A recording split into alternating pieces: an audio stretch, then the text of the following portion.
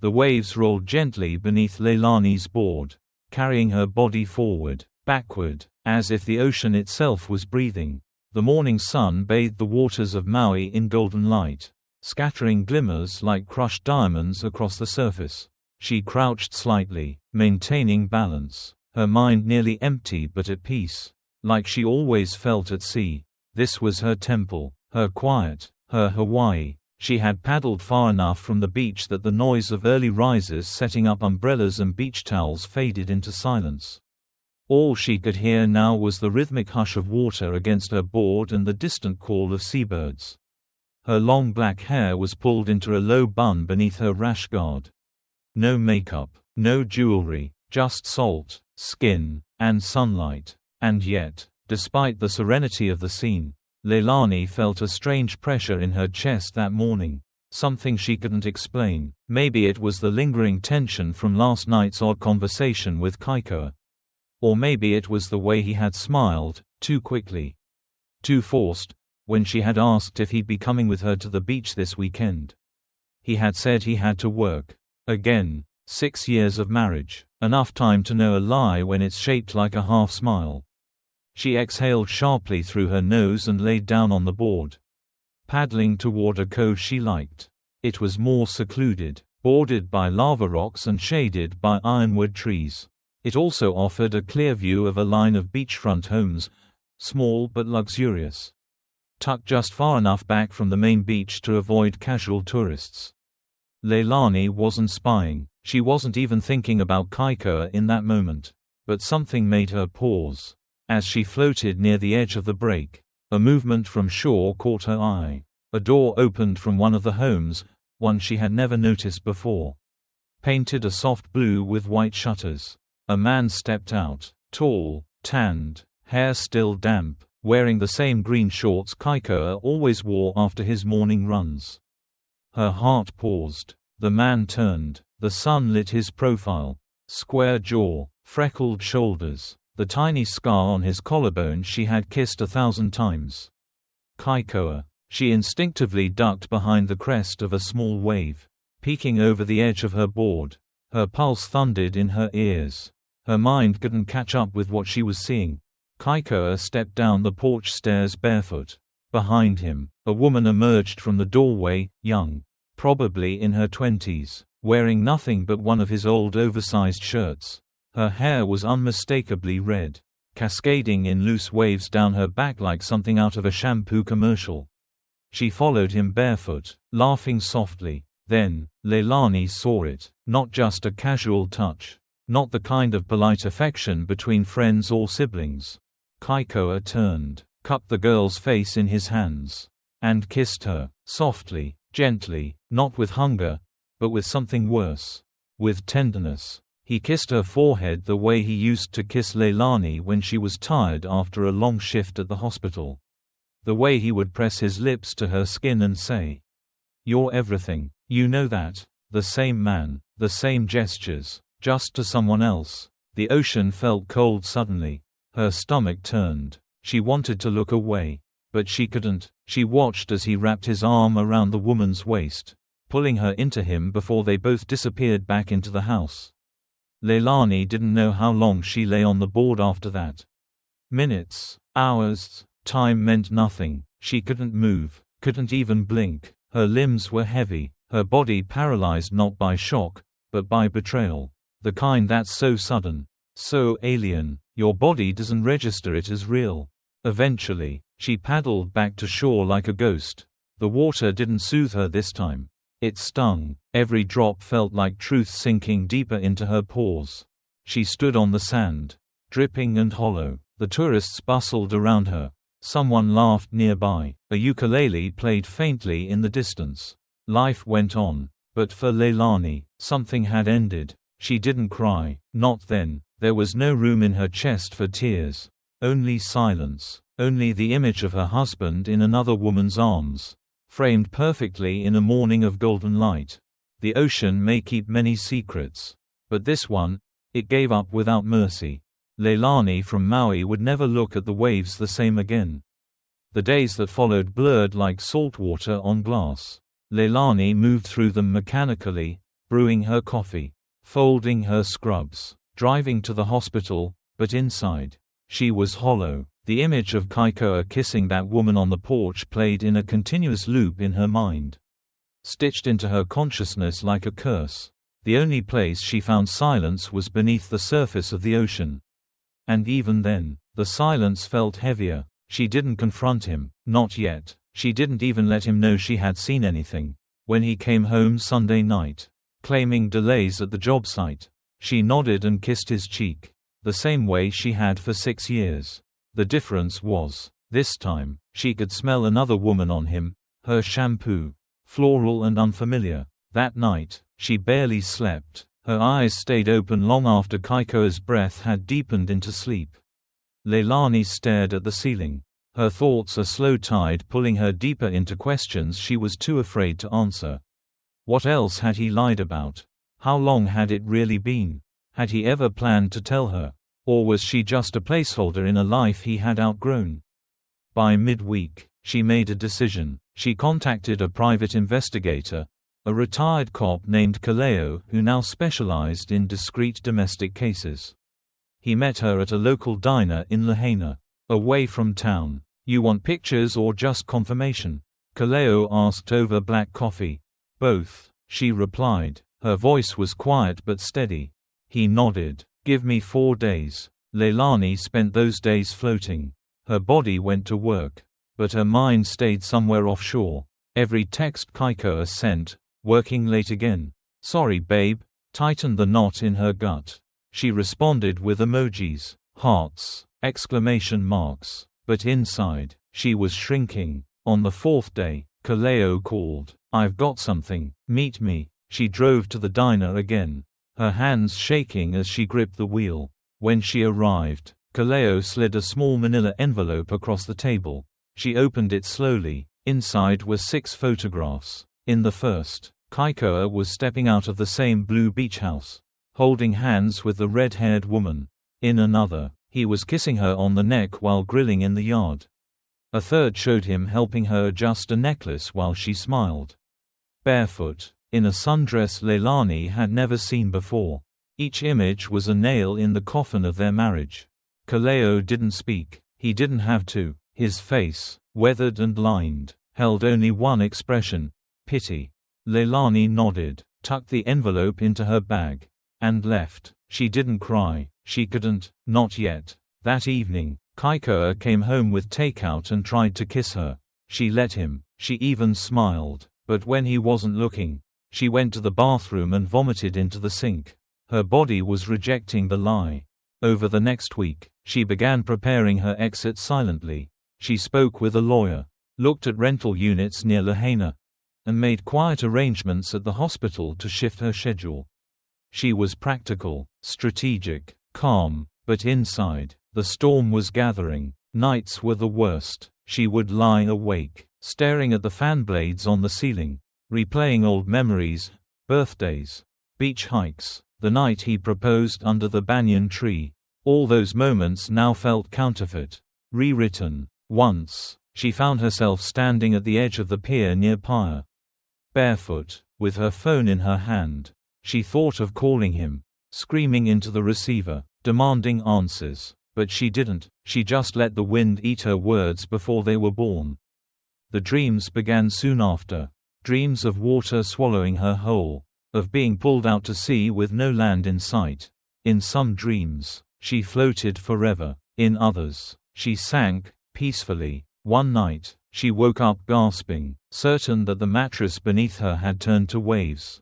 Kaikoa stirred beside her, oblivious, mumbling in his sleep. She looked at him for a long time, wondering how someone so familiar could feel so foreign. She thought about confronting him, about slapping the photos on the table, demanding truth, but the thought exhausted her. What would she gain? He would lie, or worse, admit it and beg. She didn't know which would hurt more. So she waited. For what? She wasn't sure. Strength, maybe, or clarity, or just the right wave to carry her out. Leilani had always believed the sea could cleanse anything. But now, even the ocean felt like it was hiding something. The place she once trusted most now mirrored her own reflection. calm on the surface. Chaos underneath. Her friends began to notice she was distant. Her eyes looked heavier. Her laugh, when it came, was sharp. Too loud, like she was trying to prove she still knew how.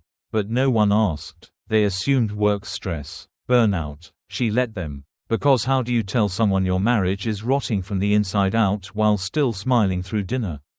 The final blow came when she found a note tucked in Keiko's wallet while doing laundry. It wasn't from her, just a simple, sweet message. Thanks for last weekend. I still taste the sea. That night, she folded his shirts with surgical precision, smiled when he kissed her goodnight, then lay awake, staring at the ceiling again. The storm inside her was no longer forming. It was here. The night was windless, suffocating in its stillness. As Leilani drove alone along the coastal road toward the far edge of the island, her hands trembled on the steering wheel, yet her eyes were steady. The dashboard lights cast her face in hues of blue and orange, revealing a calm far too deep to be safe. It was the kind of calm that only came after something inside had already broken. She didn't bring her phone. No tracker, no GPS. She knew the way by memory, the exact turnoff near the weathered banyan tree, the winding gravel road down to the beach homes, and the fifth house on the left, a soft blue bungalow with white shutters. She had memorized its every detail. The house was dark, its windows blank, save for one faint yellow light glowing near the kitchen. Leilani parked 2 blocks away, pulled her hoodie tighter around her face, and walked the rest of the way barefoot. The sand felt cold against her feet. She wasn't here to confront. She wasn't even sure why she had come. Her mind cycled between stillness and static. But in her hand was a sealed envelope. Inside, a letter written in her neat, almost surgical script. There were no threats, no accusations, just the story of the man she had loved, the way he used to whisper dreams into her hair, the way he built a life with her, only to quietly tear it down from the inside. It was a eulogy, in a way, for the version of him that had died in her heart. Leilani crept close to the house. Through the side window, she saw her, the girl with the red hair, curled on the couch in one of Keiko's old shirts, asleep with a mug on the floor beside her. Her breathing was soft and even. Leilani stood there for minutes, watching the rise and fall of the girl's chest. She didn't feel anger. She felt sadness, a low, drowning sadness, not just for herself, but for the girl, too, for all of them. With care, Leilani stepped onto the porch and slid the envelope under the door. Then, as silently as she had arrived, she turned and walked back into the night. The wind picked up slightly, tousling her hair as she disappeared into the shadows. 3 days later, Maui was awash with headlines. A woman had been found dead in a rental home near the Kihei coastline. Cause of death: carbon monoxide poisoning. The gas heater had been old, improperly installed, but what caught the authorities' attention was that the windows had been shut, and there were faint signs of a recent cleaning, surfaces wiped, curtains adjusted, one small candle still burning. The girl was found alone. The neighbors said she hadn't come out for days. No one had heard any struggle, no screams, but the security camera 2 houses down had caught someone on the property the night before the estimated time of death. A woman in a gray hoodie, walking barefoot, face partially obscured, and from that angle, the porch light illuminated her profile just enough to raise suspicion. Police identified her as Leilani from a neighbor's description. She was brought in for questioning. The footage was played. The timestamp couldn't be ignored. She sat calmly in the interrogation room, hair tied back, no makeup, hands folded. The officer across from her asked why she had gone there. Leilani met his eyes and said softly, "I went to leave a letter. That's all. I wanted her to know who he really was. I don't know, closure, maybe." "Did you go inside?" "No, I never touched the door. I just slid it under." "You're aware she was found dead shortly after?" A pause. "Yes. Do you deny any involvement in her death?" "I didn't hurt her. I went to forgive her. But maybe someone didn't want that to happen." The officer raised an eyebrow. Someone, you think Kaikoa was involved? She didn't answer, just stared at the water glass on the table as if it held more truth than she did. Later, when Kaikoa was brought in, he denied everything, claimed he hadn't been to the house in a week, that he had broken things off, that he'd been trying to fix his marriage. But he fumbled under pressure. His alibi didn't hold. And then there was the envelope, found inside the girl's home. Untouched. Forensics confirmed only Leilani's fingerprints. Online, the island erupted. The media feasted on it. Wife confronts mistress, death follows. The public split into two factions, one branding Leilani a cold-blooded killer, the other defending her as a woman pushed past her limit. Her mugshot went viral. Calm, beautiful, empty-eyed. The letter was eventually leaked. Journalists read excerpts on morning radio. He used to hum when he cooked. Did he do that with you? He always burned the eggs.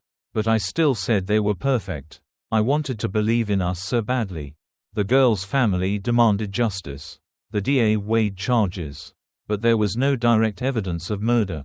Only implications. The heater had malfunctioned. No forced entry. No signs of violence. A tragic accident. Or something more. Leilani was released on bail. She returned home to an empty house. Kaikoa had vanished. Friends stopped calling. The beach felt foreign. She stopped surfing. One night, alone in her kitchen, she whispered to herself, "I came to forgive." But forgiveness doesn't keep anyone alive. No one knows what really happened that night. Not fully, but from that moment on, Leilani's name was spoken in lowered voices across Maui. At bars, at luau's, on back porches lit by tiki torches. A legend born not of violence, but of silence. And the waves, as always, kept rolling in. They arrested her just after sunrise. 2 officers knocked on her door. Quiet but firm, Leilani answered in her robe. Barefoot, her hair still damp from a restless shower. She didn't ask why. She didn't resist. She simply nodded when they told her to come with them. Inside the station, she was processed like anyone else. Mugshot, fingerprints, personal items in a sealed bag. The holding cell was small, painted in faded gray. She sat on the bench with her hands in her lap, staring straight ahead. No tears, no questions. Outside, Maui was no longer quiet. Word had spread. A woman dead. A wife arrested. Talk shows speculated. Forums buzzed. People whispered behind surfboards, over morning coffee, while picking mangoes at the farmer's market. Kaikoa gave his statement the same day. He told detectives that Leilani had threatened him months before. Said things like, "If you ever betray me, I'll destroy everything you love." He spoke calmly, convincingly. He looked down when he said he was scared for the other woman's safety. His words planted a seed. Detectives leaned into it. They questioned Leilani again. Why hadn't she told him about the argument? Why go to the house at night? Why alone? She answered what she could. "I wrote her a letter. I needed to say goodbye. Not to her, to the life I thought I had." They asked again if she had entered the house. She denied it. Again and again. She didn't change her story. But she knew. It didn't matter. There were no fingerprints inside except hers on the letter. No signs of a break-in. No scratches. No blood. Just a malfunctioning heater and a dead woman. But the narrative had already taken shape. The media made it a feast. Beneath the aloha, wife turned widowmaker. Hawaii's Black Widow. Headlines dripped with melodrama. Leilani's face, stoic, composed, was everywhere. Some people sympathized. They said Kaikoa was a coward. That the mistress had knowingly stepped into a marriage. Others wanted justice, not just for the girl, but for the idea of consequence. Someone had to pay. Leilani's lawyer advised her to remain silent, to let the investigation unfold. But silence is a dangerous thing. It fills in the blanks however the public chooses. Each night in the cell was the same. Shadows crept across the wall like waves.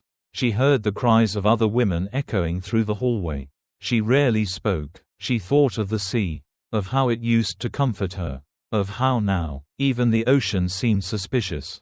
Kaikoa never visited. He never called. He moved into a condo in Lahaina and gave a quiet interview with a local podcast, painting himself as a grieving, confused man who wanted to believe the best in Leilani, but didn't know who she had become. That hurt more than the arrest. Eventually, after weeks of back and forth, the DA announced no charges would be filed. Not enough evidence. Too much ambiguity. Leilani was released. But freedom isn't always free. She returned home, but it wasn't a home anymore. Her house felt hollow. Her things, her surfboard, her wedding photos, her books, all felt like props from a life someone else had lived. People stared when she went to the market. Some crossed the street. Others offered her pity in the form of quick, meaningless words. Hang in there. Time heals. God has a plan. She wanted to scream, but she didn't. She smiled, nodded, kept walking. The beach was the hardest. The water no longer called her. It watched her, judged her. The place that had once healed her now carried a stain she couldn't scrub away. She started swimming at night. When the beach was empty. When the moon was high. She'd wade out past the shore and float in the dark, letting the cold wrap around her like a shroud. One night, a young girl recognized her in the water. "You're the one from the news," she said. "Did you really do it?" Leilani looked at her for a long moment. "Would it matter what I say?" The girl didn't answer. She just turned and ran. Months passed. Life went on. Seasons changed. Leilani moved out of the house. She rented a small apartment near the cliffs. Started volunteering at a marine rescue center. Quiet work. Work that didn't ask questions. She saw Kaikoa once at a grocery store. He froze. She didn't. She walked past him like he was seafoam, real for a moment. Then gone. Some said she was innocent. Some said she got away with murder. Some said she had snapped. No one really knew. And that's the part that lingered. Not the death. Not the scandal. But the unknown. Because sometimes, the truth isn't the loudest thing in the room. Sometimes, it's the quiet that follows. And Leilani, she carried that quiet everywhere she went. If you had asked her, months later, what she remembered most, it wouldn't be the questions, or the fear, or even the arrest. It would be the sound of waves the moment she slipped the letter under that door. That stillness, that final breath. The ocean, after all, never really gives anything back. It only takes, and keeps it forever. But Leilani's story was just the first ripple. Because across the island, under swaying palm trees and the glow of tiki torches, another heart was about to break. Daniel, a devoted husband from Honolulu, thought he was attending a romantic luau with his wife. Instead, he found her publicly embracing another man, right in front of their closest friends. What followed was a moment of rage, a flash of metal, and a life taken with the very object meant to symbolize warmth and celebration. Next, discover how paradise turned to prison in the story of Daniel from Honolulu.